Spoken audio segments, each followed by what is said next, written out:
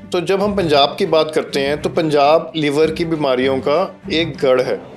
इसमें पेट में पानी आना, पीलिया होना, लिवर में कैंसर होना, खून की उल्टी होना, ये सब लिवर सिरोसिस के सिम्टम होते हैं। लिवर एक सिंगल ऑर्गन होता है और इसका कुछ हिस्सा अगर हम काट लिया जाए या ले लिया जाए तो बाकी का हिस्सा जो बचता है वो रीग्रो कर जाता है। जैसे कि एग्जांपल दूं मैं सिंपलीफाई वे में, जैसे छिपकली की पूंछ होती है उस तरह से ये रीग्रो कर जाता है और पूरा लिवर फिर से बन जाएगा। स्कूल पॉपुलेशन में लोगों ने स्टडी करी है फैटी लिवर डिजीज की, इसमें भी कम से कम 20% बच्चे हमारे स्कूलों में हैं जिनको फैटी लिवर डिजीज 15 से कम उम्र में शुरू हो चुका है।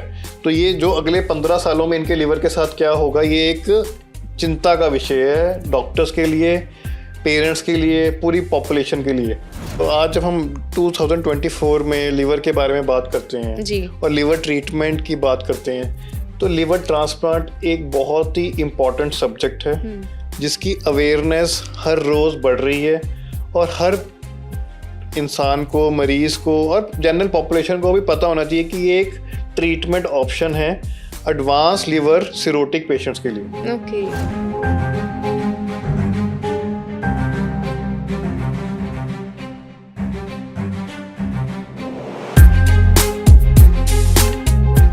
आपको चलने फिरने में दिक्कत महसूस होती है, हर समय बॉडी में वीकनेस लगती है, कुछ भी खाने पर वो ठीक से डाइजेस्ट नहीं होता। इतना ही नहीं, कभी कभी तो सारा दिन भूख भी नहीं लगती। तो ऐसे में ये किसी भी बीमारी के संकेत हो सकते हैं। दरअसल 19 अप्रैल को वर्ल्ड लिवर डे होता है जो लोगों को लिवर के प्रति जागरूक करने के लिए मनाया जाता है। वहीं अगर हम आज लाइफस्टाइल की बात करें तो हर इंसान को लिवर से जुड़ी कोई ना कोई प्रॉब्लम जरूर है। तो लिवर से जुड़ी बहुत सी जानकारी देने के लिए हमारे स्टूडियो में मौजूद हैं जालंधर के पटेल हॉस्पिटल के liver and hepatology expert gastroenterologist doctor Varun Gupta. Doctor साहब, आपका बहुत बहुत स्वागत है। Thank you so much Kapila, thank you for inviting me.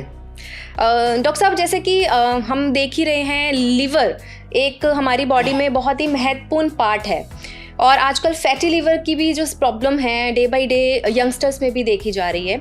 तो सबसे पहले तो हम यही जानना चाहेंगे कि लिवर जो है हमारी बॉडी में, एक तो सबसे पहले कि किस तरीके से काम करता है। लिवर आपकी बॉडी में एक बहुत ही ज़रूरी ऑर्गन है, एक one of the largest organ है जो आपके राइट साइड अपर एब्डोमेन में लिवर ऑर्गन होता है। लिवर के बहुत सारे फंक्शन हैं जी। मेडिकली वो आपकी बॉडी को डिटॉक्सिफाई करता है। एक तरह से ये प्रोटीन फैक्ट्री होती है जिसमें एल्ब्यूमिन का प्रोडक्शन होता है। इसमें बाइल एसिड्स बनते हैं, बाइल पेट में आके लिवर के फूड जो हम खाना खाते हैं उसको डाइजेस्ट करते हैं। तो लिवर एक बहुत ही वास्ट ऑर्गन है जिसके बहुत सारे बॉडी को चलाने के लिए इम्पोर्टेंट फंक्शंस हैं। उसी तरह बट लिवर की सबसे इंटरेस्टिंग बात यह है कि ये सबसे ज़्यादा स्ट्रॉन्ग ऑर्गन है बॉडी का और बहुत ही इंटेलिजेंट ऑर्गन है बॉडी का। अगर आपके दर्शकों को मैं सबसे पहले बताऊं लिवर के बारे में, तो ये लिवर एक इकलौता ऑर्गन है बॉडी का जिसको हम कुछ हिस्सा इसका ले लिया जाए जी। लिवर एक सिंगल ऑर्गन होता है और इसका कुछ हिस्सा अगर हम काट लिया जाए या ले लिया जाए तो बाकी का हिस्सा जो बचता है वो रीग्रो कर जाता है। जैसे कि एग्जांपल दूं मैं सिंपलीफाई वे में, जैसे छिपकली की पूंछ होती है उस तरह से ये रीग्रो कर जाता है और पूरा लिवर फिर से बन जाएगा। मतलब एज इट इज वही शेप ले लेता है। हाँ, शेप थोड़ी चेंज हो सकती है बट उसका वॉल्यूम उतना ही बन जाता है। तो ये जो कैपेबिलिटी है हमारी बॉडी में वो किसी और ऑर्गन में नहीं है। वो चीज़ किडनी में नहीं है, वो चीज़ हार्ट में नहीं है, वो चीज़ लंग में नहीं है, वो चीज़ स्टमक में नहीं है, वो तिल्ली में नहीं है, ओवरीज में नहीं है, किसी में भी नहीं है, ब्रेन में नहीं है, बट ये सिर्फ लिवर में है। तो लिवर बहुत ही इंटरेस्टिंग ऑर्गन है और बहुत ही स्ट्रॉन्ग ऑर्गन है और लिवर बहुत जल्दी आपकी बॉडी का खराब नहीं होता जब तक हम उसको परसिस्टेंटली कुछ सालों तक लगातार खराब करते रहें, तब जाके वो आपको तंग करना शुरू करता है। बहुत बार कहा जाता है कि जैसे किसी का डाइजेस्टिव सिस्टम प्रॉपर वर्क नहीं कर रहा है, बट अगर हम यहाँ लिवर की बात करें तो उसका क्या रिलेशन है आपस में? देखो, लिवर आपके डाइजेस्टिव सिस्टम को सपोर्ट करता है। जब हम डाइजेस्टिव सिस्टम की बात करते हैं तो उसमें हमारे स्टमक, इंटेस्टाइन्स, लार्ज इंटेस्टाइन्स आते हैं और जो एक ट्यूबल स्ट्रक्चर है, और एक लिवर होता है जो ट्यूब्स के बाहर होता है पेट में, जो उससे कनेक्टेड होता है। तो जो भी चीज़ें डाइजेशन के लिए ज़रूरी होती हैं जैसे बाइल एसिड्स, कुछ और एंजाइम्स, एल्बुमिन, वो सब लिवर और गॉल ब्लैडर में से बन के पेट में पहुंचते हैं और जो भी हम खाना खाते हैं वो खानों को डाइजेशन करने में, उसको चर्न करने में, उसकी न्यूट्रिएंट्स वैल्यू बॉडी में अब्जॉर्ब करने में लिवर, पैनक्रियास, इंटेस्टाइन सारे मिलके काम करते हैं। जी, यहाँ एक बहुत ही इंटरेस्टिंग वर्ड है फैटी लीवर। बहुत सारे लोग तो ये समझते हैं कि फैट को ही फैटी कह दिया है। हाँ। तो ये जो टर्म है एक्चुअल में आप हमारे दर्शकों को बताएं कि क्या है प्रॉपर। अगर मैं शुरू करूं तो लीवर की बहुत सारी बीमारियां होती हैं जिनके बारे में हमें पता होना चाहिए।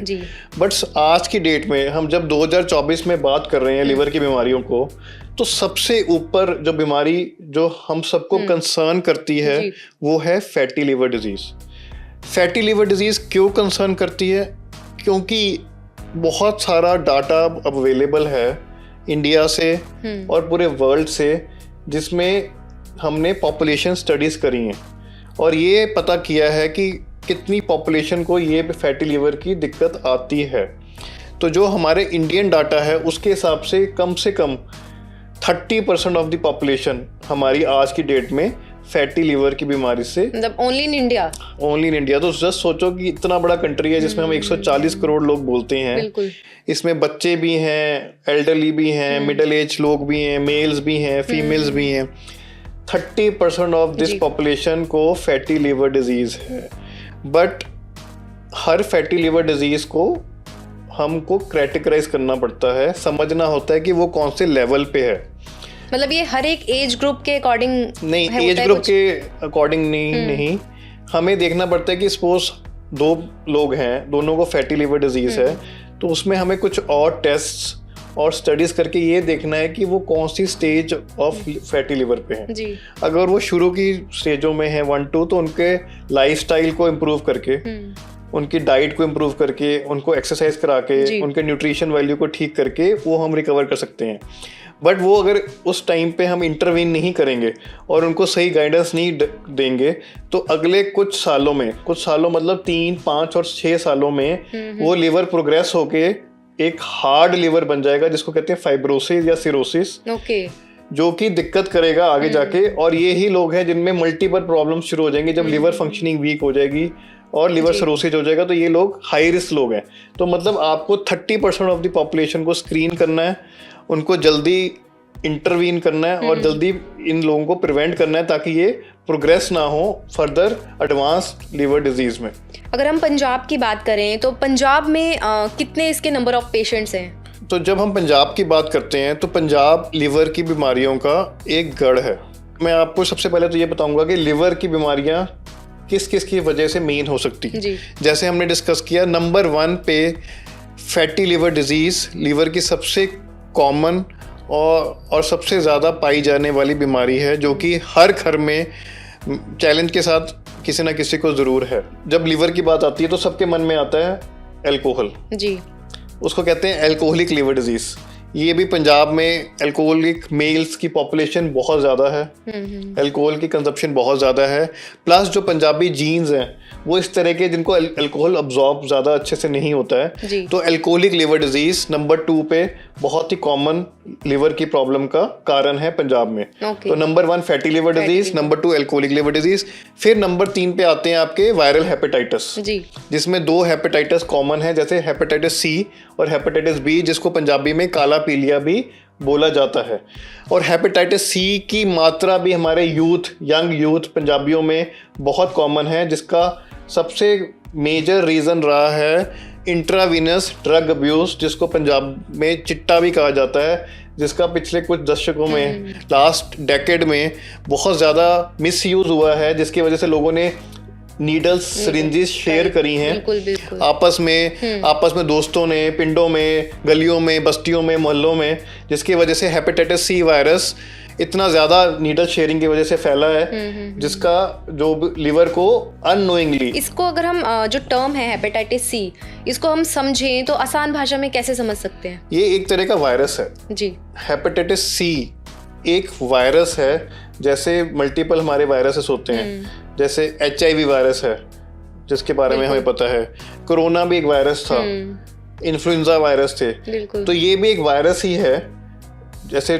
और ये जो वायरस है ये एक इंसान से दूसरे इंसान में उन्हीं जरियों से फैलता है जिससे हमारे बाकी HIV और हेपेटाइटिस बी फैलते हैं, जैसे कि इंजेक्शन, ब्लड एक्सचेंज, गलत ब्लड ट्रांसफ्यूजन, गलत इंजेक्शन लग जाना, कोई गलत नीडल स्टिक लग जानी, अनप्रोटेक्टेड किसी इन्फेक्टेड बंदे के साथ सेक्सुअल इंटरकोर्स होना, या फिर mother to child during mother को है तो उसके चांसेस होते हैं, बट कुछ चांसेस उसमें भी होते हैं। अच्छा। तो ये वायरस इस तरह से फैलता है। बट जो हमने देखा है इस मोस्ट कॉमन कॉज ऑफ ये जो वायरस पंजाब में फैल रहा था, इसका कारण था जो हम नीडल शेयर कर रहे थे, इंजेक्शन ड्रग यूजर्स, यंग लोग आपस में। तो ये शेयर करते हैं, हेपेटाइटिस सी वायरस आ जाता है, बट दिक्कत ये है कि कोई सिम्टम नहीं आते, मतलब पता ही नहीं चलता जब तक आप टेस्ट नहीं कराते। जब आप टेस्ट कराते हैं तो आप देखते हैं कि आपके लीवर टेस्ट खराब आ रहे हैं, SGOT SGPT जिसे हम कहते हैं लीवर के टेस्टों में ये ज़्यादा आ रहे हैं। नहीं, एक आम इंसान को कैसे पता लगेगा कि मुझे हेपेटाइटिस सी की प्रॉब्लम हो गई है? वीकनेस आनी, थोड़ा राइट साइड में पेन होना, थकावट होनी, बट वो भी तब कि जब लीवर थोड़ा सा एडवांस स्टेज पे वायरस की वजह से वीक हो गया है। तभी दुनिया में या वर्ल्ड WHO बोलते हैं, जो लीवर की सोसाइटीज हैं हमारी, world liver societies, ASLD, EASL, European association of study of liver disease, American association of study of liver disease, Indian national association of study of liver disease, इन सब societies हर साल world hepatitis day बनाती हैं। सिर्फ और सिर्फ इसलिए कि हम अपने यूथ को, लोगों को जो हाई रिस्क जिन्होंने कभी ना कभी गलत इंजेक्शन लगवाए हैं, जो मेडिकल वर्कर्स हैं, जो इन मरीजों के साथ काम करते हैं, वो रेगुलर अपने ब्लड चेकअप कराएं, ताकि हमें इस वायरस का जल्दी पता चल सके और हम उसको वायरस को वहीं पे ख़त्म करके फर्दर लिवर को ख़राब होने से बचा सकें। डॉक्टर साहब, यहाँ पे बहुत सारे लोग ऐसे भी हैं जो कंफ्यूज हो जाते हैं लीवर को लेके और हेपेटाइटिस सी और बी को लेके। तो ये तीनों जो टर्म्स हैं सेम ही हैं या कुछ मतलब डिफरेंस भी है इनमें? हेपेटाइटिस बी और हेपेटाइटिस सी दोनों डिफरेंट वायरस हैं जी, ठीक है। मतलब लीवर के साथ लोग उसको कंसर्न करते हैं कि मुझे लीवर की प्रॉब्लम हो गई है, कोई जैसे चेकअप कराया, डॉक्टर कहते हैं नहीं आपको हेपेटाइटिस सी है, बट वो समझ ही नहीं पाते उस चीज़ को। तो जो हेपेटाइटिस बी और सी वायरस हैं, ये बेसिकली आपके लीवर को ही डैमेज करते हैं। ये जो दोनों हेपेटाइटिस बी और सी वायरस हैं, ये पर्टिकुलरली सिर्फ लीवर को ही ख़राब करेंगे, लीवर को धीरे धीरे वीक करके लीवर को सिरोसिस करेंगे, और कुछ मरीजों में कुछ सालों के बाद पहली प्रेजेंटेशन होगी लिवर कैंसर। मतलब लिवर सिरोसिस के बाद लिवर कैंसर की शुरुआत हो जाती है। तो हमारे दर्शकों को लिवर सिरोसिस के बारे में भी आप थोड़ा बताएं। लिवर सिरोसिस तब बोला जाता है जब लिवर एक ऐसी स्टेज पे डैमेज हो जाता है जब वो अपनी नॉर्मल शेप में नहीं आ पाएगा कभी भी। तो कोई भी कारण है, जैसे फैटी लिवर डिजीज है, एल्कोहलिक लिवर डिजीज है, शराब से लिवर खराब हो रहा है, या हेपेटाइटिस बी और सी हैं, दो वायरस जो लिवर को खराब करते हैं हमारी पॉपुलेशन में, बिल्कुल, जिसकी इंडिया में काफी नंबर है। जब हम हेपेटाइटिस बी और सी आपको बता रहे हैं तो ये हमारे को, हम रोज ऐसे पेशेंट देख रहे हैं जो हमारी पॉपुलेशन में ही हैं। बिल्कुल। तो ये दो वायरस, फैट और अल्कोहल, ये मेजर चंक है 90% जो लीवर को खराब करेगा और अल्टीमेटली लीवर को सिरोसिस कर देंगे। सिरोसिस मतलब कि लीवर को परमानेंटली डैमेज कर देंगे, और जब सिरोसिस हो जाएगा फिर लीवर का डाउनफॉल शुरू हो जाता है, जिसमें लीवर के सिम्टम्स आने शुरू होते हैं, जैसे पीलिया होना, कैंसर का रूप लेता है। उसमें कैंसर एक सिम्टम है। कई बार हमारे पास कई मरीज सीधा लिवर कैंसर के साथ आते हैं पहली बार, जिनको कोई तकलीफ नहीं होती पहले, बट ये लिवर हेपेटाइटिस बी सी पुराना इनको खराब कर रहा होगा। इसमें पेट में पानी आना, पीलिया होना, लिवर में कैंसर होना, खून की उल्टा होना, ये सब लिवर सिरोसिस के सिम्टम होते हैं।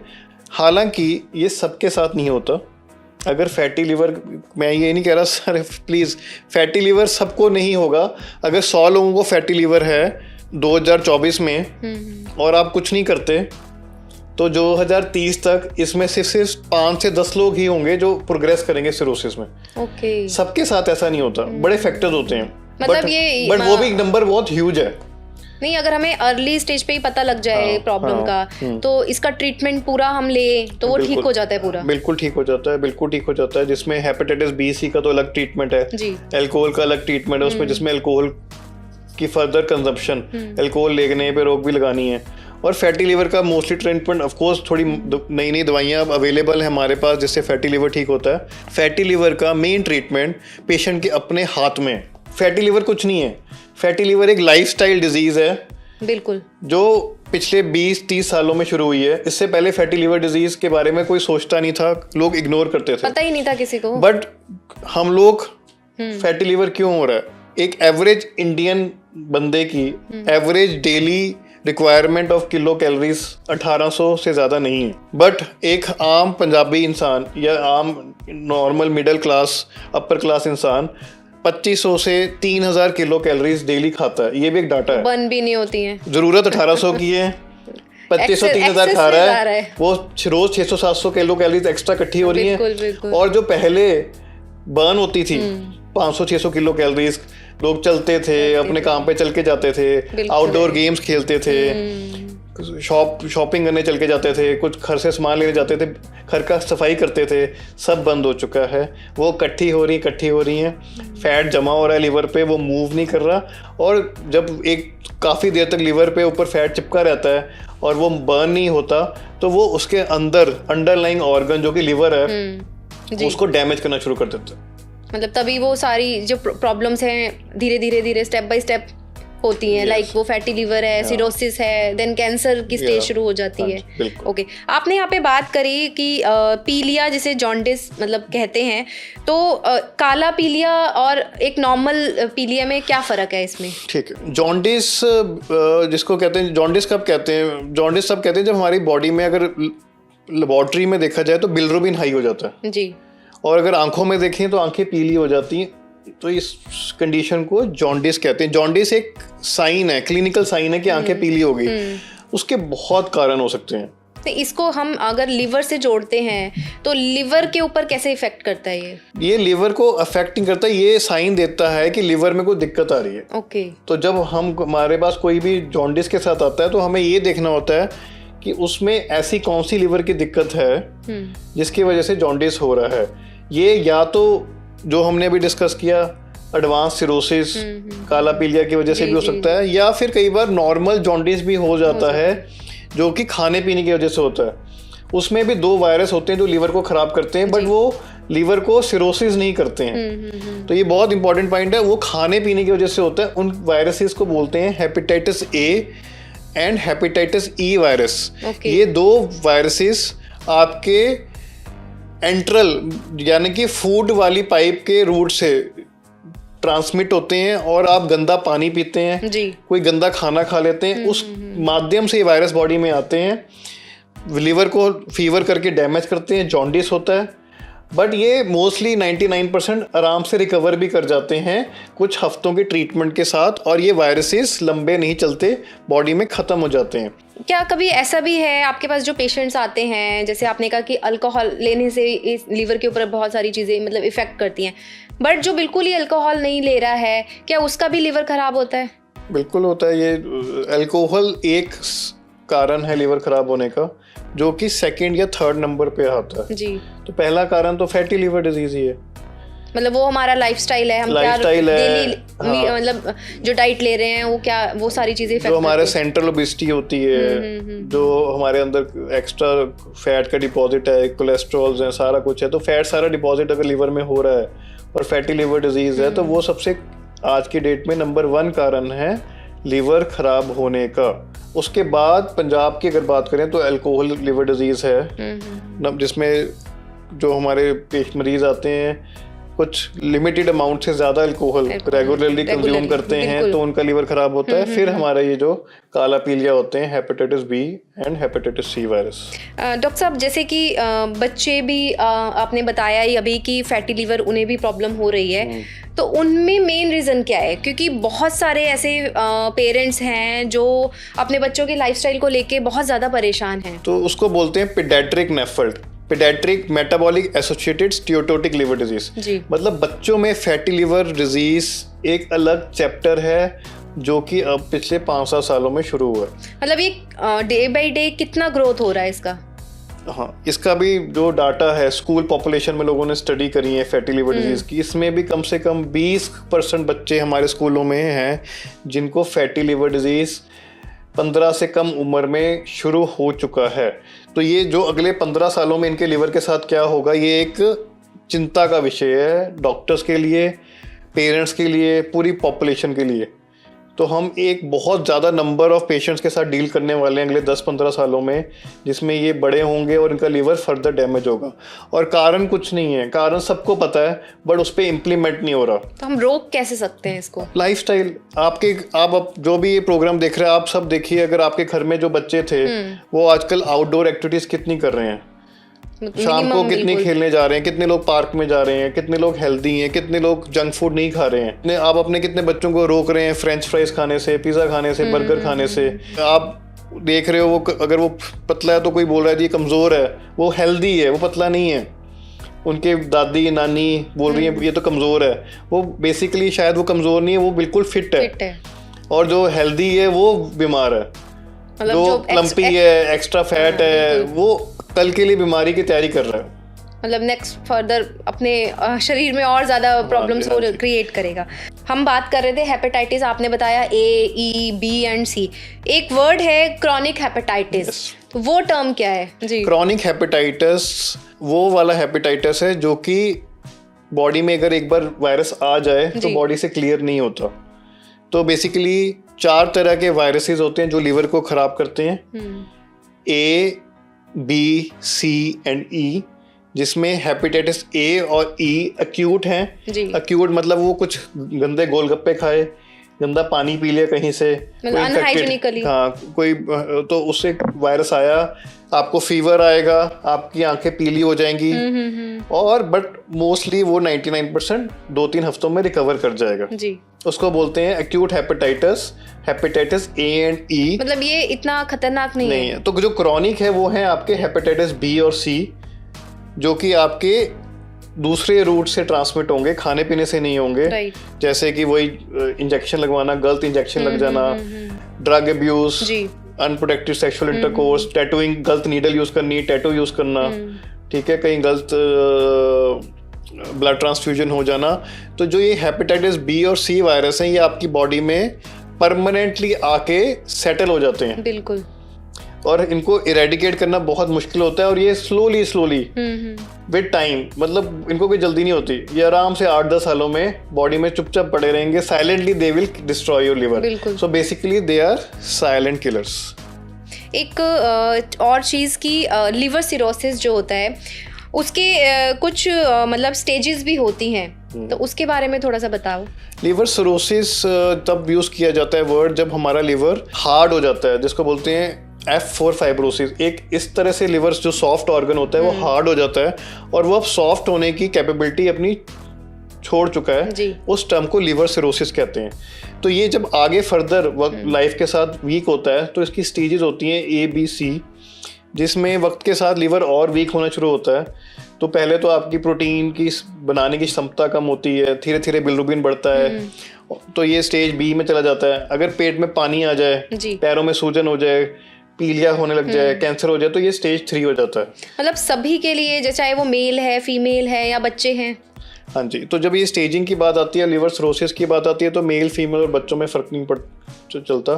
तो हम उस जो भी मरीज है उसको उस विदाउट एनी एज, सेक्स और के हिसाब से हम स्टेज करते हैं कि कौन सी स्टेज पे है, और फिर अब इस पेशेंट के लिए हम क्या बेस्ट कर सकते हैं वो डिसाइड करते हैं। अगर हम बात करें कि आजकल जब हमें पता लगता है कि हमें कोई लिवर से जुड़ी कोई प्रॉब्लम हो गई है, तो लिवर ट्रांसप्लांट जो है बहुत ज़्यादा अब चलन में भी है, बहुत सारे लोग करवा भी रहे हैं। तो एक्चुअल में पूरा जो ये टर्म है लिवर ट्रांसप्लांट का, इसके बारे में आप बताओ।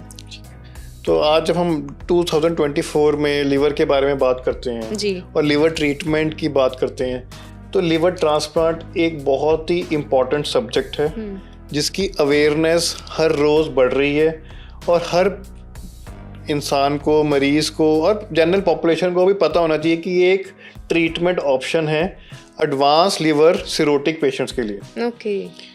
लिवर ट्रांसप्लांट हर लिवर पेशेंट की ट्रीटमेंट ऑप्शन नहीं है।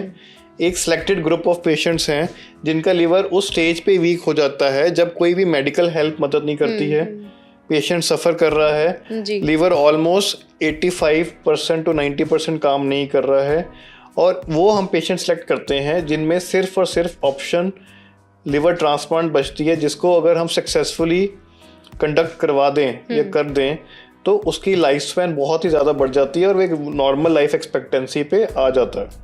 राइट, मतलब पंजाब की बात करें तो ऐसे कितने नंबर ऑफ केसेस हैं? लिवर ट्रांसप्लांट की बात करें तो लिवर ट्रांसप्लांट प्रोग्राम पिछले 10 सालों में इंडिया में काफ़ी बढ़ रहा है। लिवर ट्रांसप्लांट 2 तरीके से किए जाते हैं जी। एक तो होता है लाइव डोनर लिवर ट्रांसप्लांट जिसको बोलते हैं LDLT, ओके। जिसमें आपका कोई नज़दीकी संबंधी जो आपका रिलेटिव होगा, जिसका HLA मैचिंग होगा, वो आपको अपने लिवर का कुछ हिस्सा डोनेट करता है ओके। अपने रिश्तेदार को, जिसका ब्लड ग्रुप सेम होता है, जिससे जो बीमारी पेशेंट है उसको हेल्दी लिवर मिलता है, वो रीग्रो करता है। तो ये तो हो गया LDLT। एक प्रोग्राम होता है DDLT जी, डिजीज डोनर लिवर ट्रांसप्लांट, जिसमें कोई ब्रेन डेड पेशेंट है जिसको रोड ट्रैफिक एक्सीडेंट हुआ था जी, जो ICU में पड़ा है, जिसकी बचने की उम्मीद नहीं है, बट फिर भी अभी बाकी मेटाबॉलिज्म चल रहा है, तो कुछ जांच करके उसका लिवर परमिशन से लिया जाता है और वो एक बीमार पेशेंट को दे दिया जाता है और उसको बोलते हैं DDLT की। मतलब 2 तरीके से होता है ट्रांसप्लांट। तो ये जो नंबर्स अगर आज हम ट्रांसप्लांट की करें तो हर साल अगर इंडिया में 2 से 5 हज़ार ट्रांसप्लांट हो रहे हैं तो ये बहुत कम हो रहे हैं। तो ऑर्गन की जो रिक्वायरमेंट है, जितने पेशेंट एलिजिबल हैं, एलिजिबल जब मैंने बोला कि कुछ सबसेट ऑफ लिवर के पेशेंट हैं जिसमें ट्रांसप्लांट ऑप्शन है और जिससे उनको फायदा होगा, वो नंबर ह्यूज है, इट्स इन लैक्स। तो अभी हम उस नंबर के हिसाब से 1% को भी ट्रांसप्लांट नहीं कर रहे हैं। मतलब लोगों में नॉलेज की कमी है? नॉलेज की कमी थी पहले, तो डॉक्टर्स की अवेलेबिलिटी कम थी, इसकी बिल्कुल सेपरेट ट्रेनिंग होती है। बट विद टाइम अब ट्रांसप्लांट प्रोग्राम्स आ रहे हैं, बहुत सारे सेंटर्स ट्रांसप्लांट कर रहे हैं। पहले नॉर्थ इंडिया में सिर्फ 2-3 सेंटर्स ट्रांसप्लांट करते थे, आज के डेट में कम से कम अगर मैं ऐसा रफ एस्टिमेट भी लगाऊं तो 30 से 40 सेंटर्स नॉर्थ इंडिया में होंगे जो लिवर ट्रांसप्लांट प्रोग्राम चला रहे हैं। कब एक पेशेंट को कहा जाता है कि लिवर ट्रांसप्लांट की जरूरत है? मोस्ट लाइकली पेशेंट 2 तरह के होते हैं, 3 तरह के होते हैं जिनको लिवर ट्रांसप्लांट की जरूरत पड़ती है। एक तो जैसे आपके एडवांस लिवर सिरोसिस पेशेंट, जिनकी 3rd स्टेज पे लिवर सिरोसिस हो गया है, जिनको पानी पेट में आ गया है, जिनका पीलिया बढ़ता जा रहा है, जिनको बार बार बेहोशी हो रही है। तो एक तो ये पेशेंट्स हैं जिनको नए लिवर की ज़रूरत है ताकि वो अपनी लंबी ज़िंदगी जी सकें कम तकलीफ़ों के साथ। नंबर 2 वो पेशेंट है जिनको लिवर में कैंसर हो गया है और वो स्टेज पे हैं जिसमें लिवर ट्रांसप्लांट हो सकता है और लिवर से बाहर कैंसर नहीं फैला है। इसमें भी बेस्ट ऑप्शन जो होती है वो लिवर ट्रांसप्लांट की होती है। मतलब कैंसर की कौन सी स्टेज पे आप ट्रांसप्लांट कर सकते हो? ठीक है, इसमें कोई स्ट्रेट फॉरवर्ड आंसर नहीं होता। इसमें कुछ क्राइटेरियाज होते हैं कि साइज कितना है कैंसर का, वो लिवर से बाहर तो नहीं फैला हुआ, लिवर से बाहर किसी नस में तो नहीं गया हुआ, बाकी फंक्शन। कैंसर पेशेंट के लिए जिन्हें लिवर कैंसर है उनके लिए एक ऑप्शन रहता है। बिल्कुल, अगर सही टाइम पे पेशेंट प्रेजेंट करता है और लिवर कैंसर लिवर के अंदर ही सीमित है और कुछ साइज की हमारी कैटेगराइजेशन होती है, कुछ और चीज़ें देखी जाती हैं कि बाकी हार्ट किडनी सब ठीक है, तो लिवर ट्रांसप्लांट उनके लिए बहुत ही बड़ा सक्सेसफुल प्रोसीजर होता है। अगर हम इसमें पूरी डाइट की बात करें, एक लिवर ट्रांसप्लांट होने के बाद पेशेंट को किन चीज़ों का ध्यान फर्दर रखने की ज़रूरत है? तो लिवर ट्रांसप्लांट अगर प्रैक्टिकली मैं बोलूँ तो लिवर ट्रांसप्लांट एक is a disease given to the patient, another disease to prevent a bad disease। Liver transplant पूरा क्योर नहीं है क्योंकि पेशेंट को उसके बाद भी जिंदगी भर कुछ ना कुछ मेडिसिन की हेल्प लेनी है, कुछ प्रिकॉशंस लेने हैं और किस चीज़ों से जूझना है। बट अगर वो नहीं कराते तो जो उससे बिना जो बीमारी थी वो बहुत ही ज़्यादा वर्स थी। तो उसके बाद पेशेंट्स को अपना नया लिवर का पूरा ध्यान रखना है, डाइट फिर से उसको फैटी लिवर होने से प्रिवेंट करना है। उन्होंने high protein, high fibre, low fat, लो कार्बोहाइड्रेट डाइट खानी है। ये तो आफ्टर ट्रांसप्लांट है।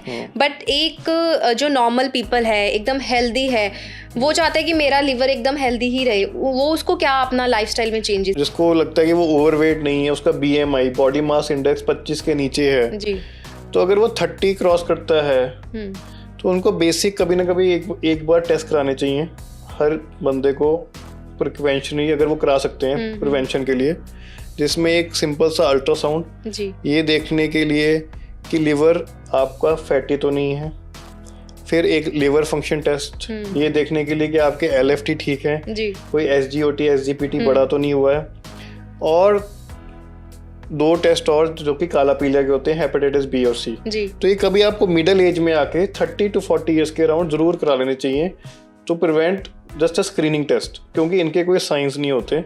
और अगर आप ओवरवेट हैं, आपको लिवर फैटी आ रहा है, तो आपको सबसे पहले तो अपने स्पेशलिस्ट को मिलना है। बिल्कुल। आपको अपने फिजिशियन को मिलना है। आपको ये देखना है कि आपका फैटी लिवर कौन सी स्टेज पे है। उसको देखने के लिए कुछ न्यू टेक्नोलॉजीज आई हैं। हमने फाइब्रोस्कैन का जिक्र नहीं किया जी। फाइब्रोस्कैन एक मशीन है जो लिवर की इलास्टोग्राफी समझती है। एक अल्ट्रासाउंड की तरह मशीन होती है जो लिवर को चेक करती है, यहाँ पे प्रोब रख के राइट साइड पे, जिससे हमें ये पता चलता है कि लिवर के अंदर जो हार्डनेस है वो कितनी है। तो ये डॉक्टर ही सजेस्ट करता है पेशेंट को कि ये जो आप फाइब्रोस्कैन की बात कर रहे हो कि ये करवाना है? यस, तो बिल्कुल डॉक्टर ही डिसाइड करेगा कि कौन से पेशेंट्स को फाइब्रोस्कैन की ज़रूरत है और किस पेशेंट को फाइब्रोस्कैन की या लिवर को समझने की ज़रूरत है कि नहीं है। हालांकि क्योंकि पॉपुलेशन इतनी ज़्यादा है, बीमारी का नंबर इतना ज़्यादा है, तो आजकल बहुत सारे NGOs जो पैरामेडिकल्स और जो मेडिकल एजेंसी उसके साथ फार्मा कंपनीज काम करती हैं, तो ये कम्युनिटी कैंप्स लगाती हैं लिवर स्क्रीनिंग के लिए, जिसमें ये LFT करते हैं, फाइब्रोस्कैन करते हैं, ताकि हम उस पॉपुलेशन में से कुछ लोगों को हम पहले आइडेंटिफाई कर सकें कि ये वो सब ग्रुप है जो आगे जाके लिवर के खराब होने के चांसेस हैं और उनको जल्दी प्रिवेंट करें। डॉक्टर साहब, जैसे कि लिवर डे है 19 अप्रैल को, तो हर साल कोई ना कोई थीम होती है लिवर को लेके, तो वो थीम जो है उसके बारे में आप हमारे दर्शकों को अवेयर करें कि इस बार की क्या है? हर साल 19 अप्रैल को वर्ल्ड लिवर डे बनाया जाता है, ताकि हमारी जो पॉपुलेशन है, हमारे जो जनरल पॉपुलेशन है, स्कूल्स में, एडल्ट्स में, हर जगह पता चले कि लिवर की इम्पोर्टेंस क्या है। और हर साल वर्ल्ड लिवर डे की जो संस्था है, ऑर्गेनाइजेशन है, ये एक थीम देती है। इस साल की थीम है be vigilant, get regular liver checkups and prevent fatty liver disease.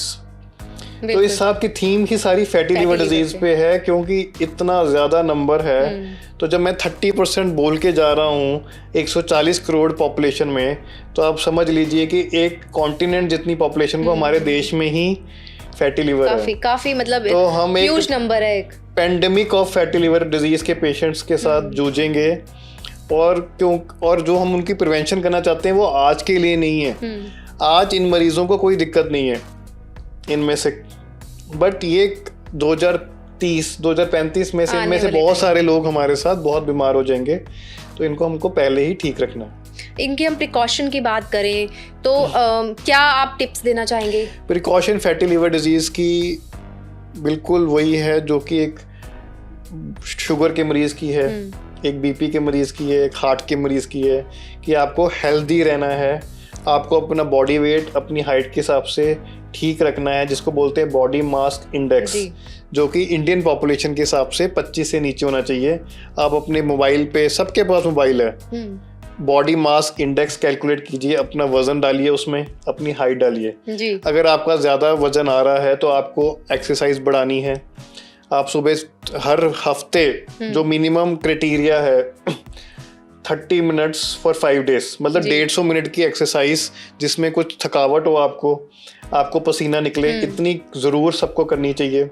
जब आप डाइट लेते हैं तो आपको इक्वल प्रोपोर्शन रखना है प्रोटीन्स का, फैट्स का, कार्बोहाइड्रेट्स का। बट हमारी जो डाइट है, इंडियन डाइट, इसमें प्रोटीन्स बहुत कम रह जाते हैं। सुबह हम लोग पराठे लेते हैं, पराठे खा रहे हैं, तो उसको उसी डाइट को कैसे मॉडिफाई करना है, उस कैलोरीज को कैसे बर्न करना है। अगर हमने कोई चीज खानी है तो डीप फ्राई मत करें। अब हम मोमोज को भी फ्राई करके खाते हैं, बिल्कुल, जिसका कोई मतलब ही नहीं था। तो हमारी डाइट चले थे, अब तो हम वही मिल रहे हैं, ऑयली हर चीज में। तो प्रोटीन खाएं। अगर नॉनवेज खाना है तो पंजाबियों ने क्या किया कि जो चिकन के पीस से उनमें ग्रेवी बटर चिकन बना दिया, उसको अनहेल्दी कर दिया। हाँ, बिल्कुल। अगर एग खाना है तो अगर हम एग की बात करें तो लिवर के लिए एग वाइट बहुत अच्छा है जी, बट एग येलो अवॉइड कर सकते हैं। मतलब ऐसे कौन से फ्रूट्स हैं जो लिवर को हेल्दी रख सकते हैं? फ्रूट्स हो गए, वेजिटेबल्स हो गई, कोई भी चीज जिसमें फाइबर है जी और प्रोटीन ज्यादा है वो आपके लिवर के लिए रिलैक्सिंग है। तो फ्रूट्स में तो फाइबर और मिनरल्स ही हैं, तो कोई भी फ्रूट आपके लिवर के लिए अच्छा है। और कोई भी चीज़ जिसमें प्रोटीन है, हाई प्रोटीन डाइट, तो प्रोटीन वेजिटेरियन डाइट्स में कम होती है, उसमें आपके पास पल्सीज आ जाएंगी, आपके पास कर्ड आ जाएगी, आपके पास थोड़ा सा पनीर आ जाएगा, आपके पास सोया, न्यूट्री, चने, ये चीज़ें ज़्यादा से ज़्यादा लें वेजिटेरियंस। और अगर आप नॉन वेजिटेरियन, तो अगर जब आप नॉन वेज खाते हैं तो आपको उसको चूज़ करके खाना है, तो आपको you can take the piece, आप उसको ग्रिल्ड करके या तंदूरी करके खा सकते हैं। बट जो ग्रेवीज, हम मसाले वाली ग्रेवीज बना लेते हैं या उसको डीप फ्राई कर लेते हैं किसी चीज़ को, उस टाइम पे वो बहुत ही ज़्यादा अनहेल्दी हो जाता है और बॉडी को, लीवर को क्या, वो आपके हार्ट को भी डैमेज कर रहा है। बिल्कुल। तो ये जो प्रिवेंटिव मेजर्स हैं, ये सिर्फ आपके लीवर के लिए नहीं है, ये आपकी ओवरऑल हेल्थ के लिए, आपकी डायबिटीज़ को भी बचा रहे हैं, आपके कोलेस्ट्रॉल को भी ठीक कर रहे हैं, आपके बीपी को भी ठीक कर रहे हैं और आपके हार्ट और ब्रेन स्ट्रोक्स को भी प्रिवेंट कर रहे हैं। जैसे कि हम कह देते हैं कि हमारा हार्ट फेलियर हो गया, तो क्या लीवर भी ऐसे फेलियर हो जाता है? लीवर फेलियर हो जाता है, उसके अलग अलग कारण होते हैं। कई बार एक्यूट लीवर फेलियर होता है, जैसे मैंने बताया आपको, हेपेटाइटिस ए और ई की वजह से। बिल्कुल। हालांकि उसके नंबर्स बहुत कम है, बट एक वो कंडीशन होती है। ऐसी जब हम अल्कोहलिक्स को बताते हैं, इनमें भी एक्यूट और क्रोनिक लीवर फेलियर हो जाता है, जिसमें बहुत ज़्यादा अल्कोहल लेने से सडनली लीवर खराब हो जाता है। हेपेटाइटिस बी और सी के पेशेंट भी धीरे धीरे जब ऊपर से कोई इन्फेक्शन हो जाए, निमोनिया हो जाए, तो उनको भी लीवर फेलियर हो जाता है। डॉक्टर साहब, यहाँ पे बिल्कुल शॉर्ट में आप बताइएगा कि लीवर का कमज़ोर होना, लीवर सिरोसिस होना और लीवर कैंसर होना, तीनों में क्या अंतर है? तो लीवर का कमज़ोर होना एक जेनरिक टर्म है। अगर मैं मेडिकली बोलूँ तो मैं उसको ये मानूंगा कि लीवर फैटी है या लीवर को काला पीलिया हो गया, बट अभी लीवर उस स्टेज पे है जिसपे वो रिकवर हो जाएगा, जिसको अगर हम उस टाइमली इंटरवीन करें, फैटी लीवर की दवाइयां लें, अपनी लाइफस्टाइल ठीक करें, काले पीले की दवाइयां लें, तो ये लीवर कमजोर है बट हेल्दी हो सकता है। लीवर सिरोसिस वो वाली टर्म है जब लीवर परमानेंट डैमेज हो गया है। अब लीवर की कोई चांसेस नहीं है कि वो नॉर्मल शेप और अपनी स्ट्रेंथ वापस ले ले, आपको कुछ ना कुछ हेल्प लेके लीवर सिरोसिस के साथ ही जीना पड़ेगा। लीवर कैंसर होता है जब एक हिस्से में लीवर के कुछ ऐसे सेल बनने लग जाते हैं जो लीवर को कैंसरस हो जाते हैं, तो वो एक अलग कंडीशन है जो कि ज़रूरी ज़्यादातर लीवर सिरोसिस के बाद ही पाई जाती है। तो लीवर का कुछ हिस्सा कैंसरस हो जाता है और ये कैंसर की तरह, जैसे किसी और बॉडी में कैंसर है उस तरह से एक्ट करता है और धीरे धीरे फैलता है। पहले लीवर में फैलता है, फिर लीवर के बाद नसों में फैलता है और पूरी बॉडी में फैलता है जी, जो कि अच्छी कंडीशन नहीं है। एक और बहुत अच्छी बात मेरे माइंड में आ रही है कि जैसे हम लीवर ट्रांसप्लांट करते हैं तो बहुत सारे पेशेंट्स और हमारे जैसे आम जो लोग हैं वो डर जाते हैं कि ट्रांसप्लांट कराना पड़ेगा, इसमें सर्जरी होगी, तो वो पूरा प्रोसेस क्या रहता है? देखो, जब हम लिवर ट्रांसप्लांट की बात करते हैं तो ये कोई आम छोटा डिसीजन नहीं है, ये एक डिसीजन, बहुत ही मेजर डिसीजन है एक पर्टिकुलर इंसान की ज़िंदगी बचाने के लिए जी। और ये कोई छोटा डिसीजन नहीं है आज की डेट में। इसमें पहले तो social implications, availability of donor, कि आपके घर में कोई ऐसा इंसान तैयार होना चाहिए जिसका ब्लड ग्रुप सेम है और वो अपना ऑपरेशन करा के अपने किसी भी नज़दीकी रिलेटिव को बचाना चाहता है उतना लीवर देके। हालांकि अभी भी इंडिया में फैमिली बॉन्डिंग अच्छी है, तो एक तो वो हर्डल है। उसके बाद फाइनेंशियल हर्डल है। फाइनेंशियल हर्डल है कि it's a costly process. Government centres पे इतना ज़्यादा अवेलेबल नहीं है लीवर ट्रांसप्लांट जी, तो मोस्टली 80% ट्रांसप्लांट प्राइवेट सेटअप्स में ही होते हैं, तो इट्स अ कॉस्टली अफेयर।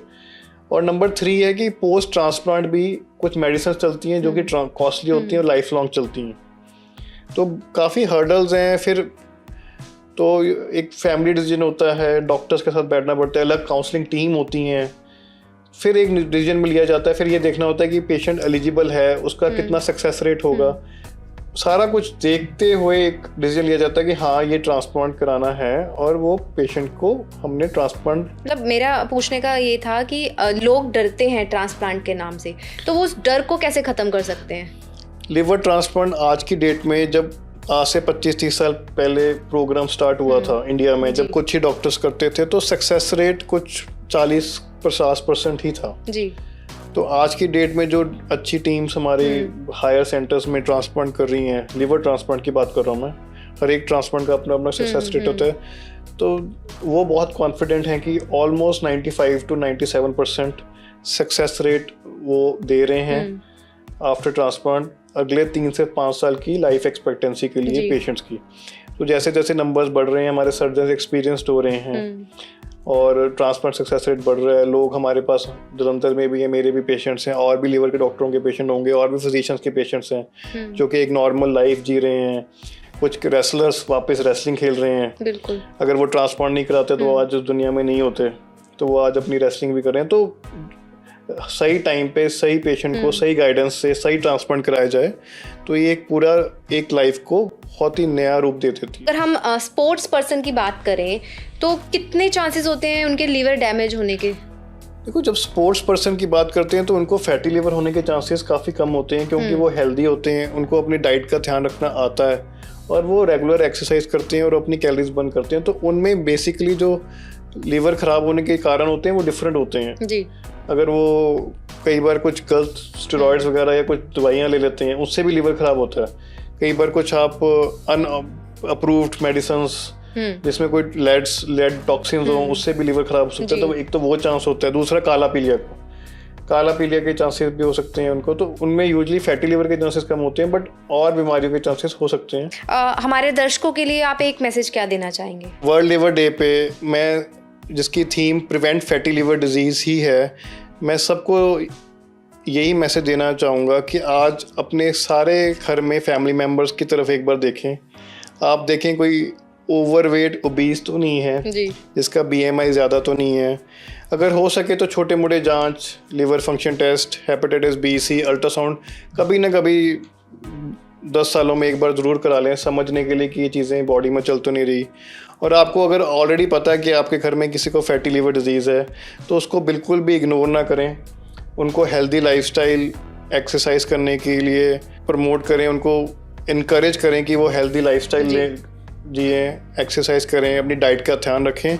अगर हो सके तो कि थोड़ा सा वक्त लेके अपने फिजिशियन, लिवर स्पेशलिस्ट से जस्ट पूछ लें कि ये फैटी लिवर डिजीज़ कौन सी स्टेज पे है और इसके लिए क्या प्रिवेंशन करनी है और आगे इसका ध्यान कैसे रखना है। डॉक्टर साहब, हमसे बात करने के लिए और लिवर से जुड़ी इतनी सारी जानकारी देने के लिए बहुत बहुत शुक्रिया। Thank you so much for inviting me. Thank you.